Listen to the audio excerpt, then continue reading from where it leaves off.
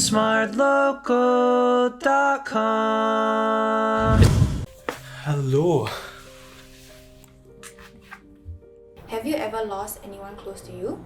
Yeah, this topic's a bit heavy.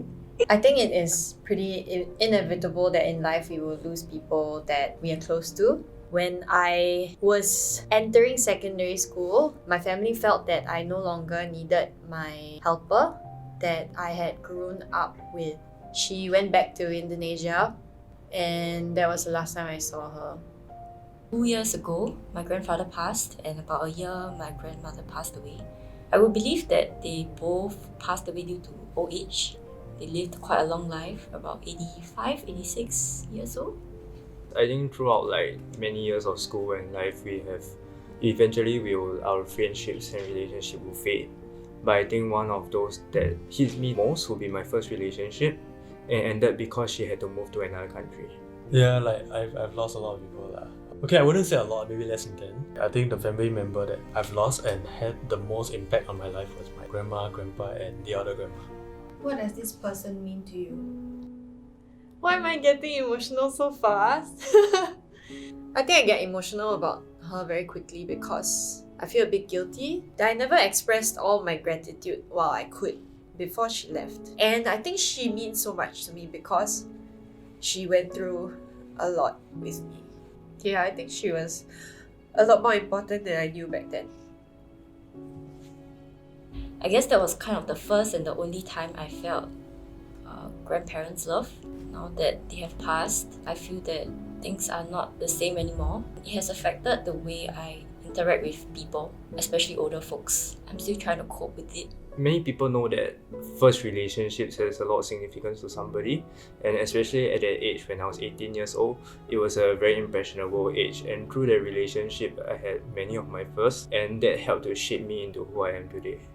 She means family to me.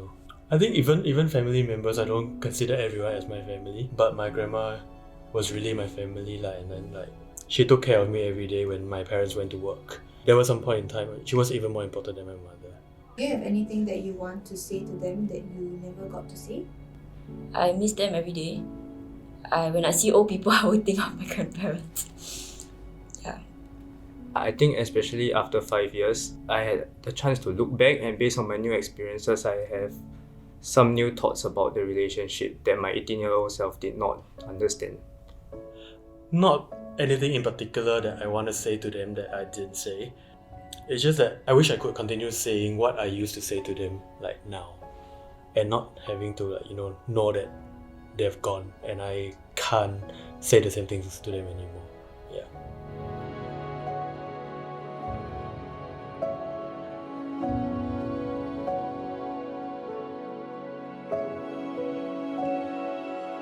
Can you describe this person? I remember them as kind of the harvester of my family. Because we stay in the countryside, so right beside our home there's a farm. And I always remember my grandparents harvesting cabbages, carrots, and I'll be holding them. And then my grandmother would use these vegetables to cook miso soup and homemade pickles. So honestly, I remember them about their food. And I guess they really just want me to eat well. That's all I remember about them. She's someone who really just has the heart of gold. She's always so generous and so loving, and she never has any ill intentions. And I feel like she just had so much to give in her heart. I think that's the best way to describe her. Funnily, although we were together for a year, I never felt like I knew her that well, but I know that she really loves to travel. And I guess that's part of the reason we separated, because she didn't want to stay here. She was the shield. When I was younger, she was the shield to me every time my mom wanted to cane me. I don't know before I was born what kind of person she is, but all that matters to me is that she's my grandma, and she protected me from whatever happened to me when I was younger. What do you miss the most about this person? I miss what she represents because she was a pillar of support for me when I was a child, and I think the innocence that I had as a child, I can never regain that, but what I have from her is the memories of that and everything that she represents. So that sense of security and just feeling protected and safe? I would say it's the questions that they ask. Because in Singapore, people ask things like, what are your grades? Where are you studying? But all my grandparents really ask is, are you eating? Are you stressed? So I guess those are not really the type of questions I get in Singapore. And when I go back, I feel extra appreciative that my grandparents are there as a support to make sure that my mental health is stable, that they just want me to be happy and eating well. I really miss them. It's tough. I miss how I was able to greet her like every time I came home. Sorry. It's okay. Need tissue. It's okay. The later part of her life, she has some problem with her brain. Couldn't remember things very, very clearly, but she still remember that I'm her grandson. What is one lesson you have learned in your relationship with them? The biggest lesson would definitely be about how someone can love so stubbornly and insistently. I kept using the excuse of being busy. So nowadays, I will try to avoid the excuse. I will try to make time. There's always time. It's just how well you manage your time. Time is not on our side. You should always make time for people you love, even if they're very far away. I think sometimes sacrifices have to be made. In this case, you let go of somebody that you still cherish at the moment because they are greater things that we want to do that will be held back by the relationship. I think it sounds cliche, but the biggest lesson I learned from my grandma is that love can be unconditional. Because I don't know, through all the love that she gave me, there's nothing that I can do for her. She passed away too early. If they were still a part of your life, what would you want to do with them? I think she would basically be family lah. The way I visit my grandma, I would visit her. The way I go to my grandma's place for meals, I would do the same with her. I want to learn my grandmother's miso soup recipe. That's something I regretted for a very long time. While she still had her memory, I regretted not going to her and ask her for the recipe so that I can recreate when I'm homesick. My mom tries to be creative, but it's not the same. I'm sorry, Mom. I think what we did not get to do, as compared to other couples, was that it was during the second year of JC, so we spent most of our time studying together. Most of our dates were actually just study dates, so maybe we can go out a day, probably not a date, but just a regular outing as friends. Because that's something that, in a way, we were really deprived of during our relationship.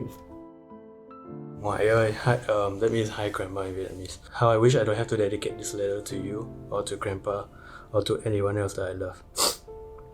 Grandma and grandpa, how are you? It's been more than a year. I couldn't go home. You and grandpa were always the one who first greeted me every time I came back with my luggage. I wish I could experience it even if it's just another time. You taught me to stay strong no matter what fears I had. When you indifferently tucked my arm into the shower to mop up my snotty face under running water, you showed me that I could overcome pain without letting my emotions control me. My lack of Japanese eloquency has diminished my ability to talk to you. Yet all I remember is your smile when I eat. You never once told me off for not knowing Japanese, and that's something I really appreciate. Your food has brought me tremendous joy and happiness. Looking back, we really started with nothing. Just us and a TV and a dining table. I believe that everybody I meet in my life has a role in shaping who I am today, and you have been nothing short of significant. I was a very different person back then, and this relationship did much to charter a direction for an 18-year-old me. I still remember the day I got the news. It was 4 a.m. in the morning and I was away from home. All I could do was to look out of my window to the pitch black sky, thinking if you're anywhere there. You were the first person I didn't get to send off, and it left me the scar in my heart. If only I had known that one of my strongest lessons and my sources of love growing up was from the woman that I had spent the most of my childhood with. I would have definitely just held on a little longer and a little tighter when I hugged you on the morning that you took your flight. And I sure as hell would have skipped band practice so that I could see you off at the airport. Through the sacrifices, I learned the virtue of knowing when to let go. I also realized that sometimes greater purposes awaits beyond a heartbreak. Thank you for never being disappointed in me and asking non-work related questions. I miss you every day, and I'm sorry I didn't attend your funeral with the lousy excuse of being busy. I craved that I could take care of you and give you the warmth, safe feeling that you gave me when I was young. You were the cradle every time I napped, and you were my blanket every time I sneaked to your house in the middle of the night just because I want to sleep with you. I saw you and I knew I was home. What I learned from this relationship, I was able to piece together a perspective, a view of people and relationship, which I've been building upon the past 5 years. Although we were going through motions that we are also familiar with, deep down we knew that it might be the last time we will ever meet. It was a pity that we did not get to acknowledge that. I kept thinking to myself that the moment I could travel by myself, I would fly down to Surabaya to meet you. But when I finally did get older, our calls stopped getting through. I hope you don't need to hear our voices to know that we are all missing you so dearly. Even Manis. I'm sorry that I couldn't grow up faster and buy you a big giant house like I always told you when I was a kid. I'm sorry that I couldn't stay with you longer before I moved away from home. The world isn't the same, but I'll always remember you for your smiles and your miso soup. I love you. With the same coincidence as we first met, maybe one day cross paths again, and this time we'll catch up as long lost friends. I'm sorry that I couldn't be beside your hospital bed when you closed your eye for the last time. But thank you for giving me love, because only when I receive love, I know how to love someone. So thank you for having been in my life. I love you, and I'll see you again soon. Love, Jia Hui. Forget May. She used to call me May. Has this experience helped you cope with your loss? I honestly feel better. I feel like I can kind of close that chapter of my life without needing to feel so much guilt.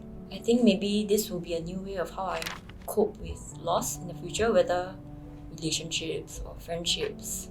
Everything that I wrote down, right, were thoughts that had been running through my head for so many years because I always think about her. I'm glad that I wrote it down because they could get out of this space. Like my entire experience with her and my entire experience with hardship and loss had helped to build me into a stronger person.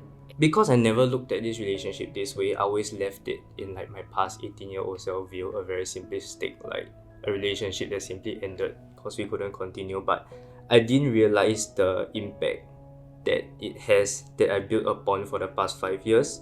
After writing, I feel like a bit of a sense of relief, a bit of clarity about what actually went through, and I actually came to appreciate it a bit more. I think I just had to accept that it's part of your life. You lose more people along the way, lah. But at least it kind of like show you how to do better the next time, or like be more prepared to have other family members or your loved ones leaving you in the future. Yeah. Despite all the pain that we feel from losing people, I think I learned that I have to stay strong and I have to go on, you know? I think it's very important to acknowledge how we feel about different things in our life, different experiences, especially when it comes to losses. I think it's important to embrace these things that have happened to us. It's important to be emotionally resilient so that we can continue doing what we want and achieving what we want in our lives. If you wish to find out how you can take care of your own mental health, you can check out the resources in the description box down below. Also, we'll be having an IG Live event on our Instagram page, so make sure you stay tuned for that. Thank you guys for watching this video. If you enjoyed it, don't forget to like, share, subscribe, ring the notification bell, and watch other videos over there. Bye!